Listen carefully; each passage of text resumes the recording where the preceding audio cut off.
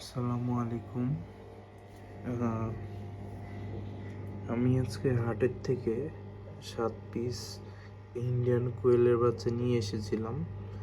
তো ইন্ডিয়ান কোয়েলের বাচ্চা নিয়ে এসে আমি এই বক্সটার মধ্যে রেখেছিলাম।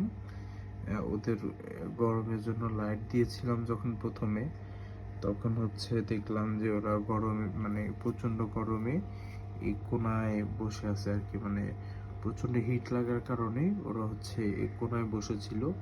তো তারপর আমি কি করলাম, ঢাকনাটা খুলে দিলাম যাতে ওদের মধ্যে একটা ব্যালেন্স হয় আর কি। তো দেখেন, ওরা লাইটের খুব নিচে না বসে লাইটের থেকে একটু দূরে বসেছে। তার মানে এই জায়গাটাতে ওরা কমফোর্ট ফিল করতেছে, অতিরিক্ত লাইটও না, আবার খুব বেশি ঠান্ডাও লাগতেছে না। তো আলহামদুলিল্লাহ যে 7টা কোয়েলের মধ্যে 7টা কোয়েলই ঠিক আছে। ওই বাচ্চাটাও ঘুমাচ্ছে, ওরা পানি খেলো, খাবার খেলো, খাবার খেয়ে ঘুমাচ্ছে। সারাদিন অনেক ডাকাডাকি করছে, বাট আলহামদুলিল্লাহ এখন ওরা সবাই ঘুমাচ্ছে।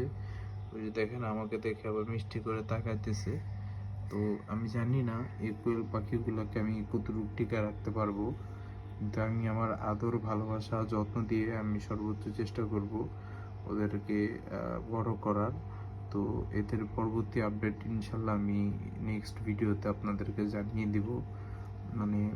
বেসিক্যালি কোয়েল পাখি পালন করার উদ্দেশ্য বা বাচ্চা পালন করার উদ্দেশ্য এটাই যে যাতে করে আমি সামনে ভবিষ্যতে মুরগি বা হাঁস এই জাতীয় পাখি বা খাদ্য উৎপাদন রিলেটেড যেসব আপনার পোলট্রি আছে, তো ওগুলার কাজ যেন আমি করতে পারি।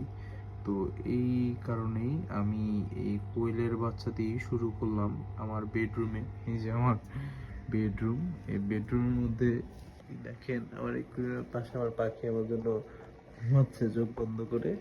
সুইট, মাশাআল্লাহ।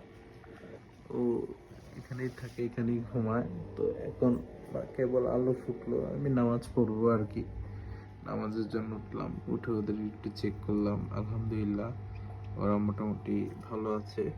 এটার কি অবস্থা দেখি, এ কিন্তু ঠিক আছে, ঘুমাইতেছে আর কি। তো দোয়া করবেন সবাই আমার জন্য, এন্ড কমেন্টে একটু মাশাআল্লাহ বলবেন যাতে কারো নজর না লাগে। ধন্যবাদ। আসসালামু আলাইকুম।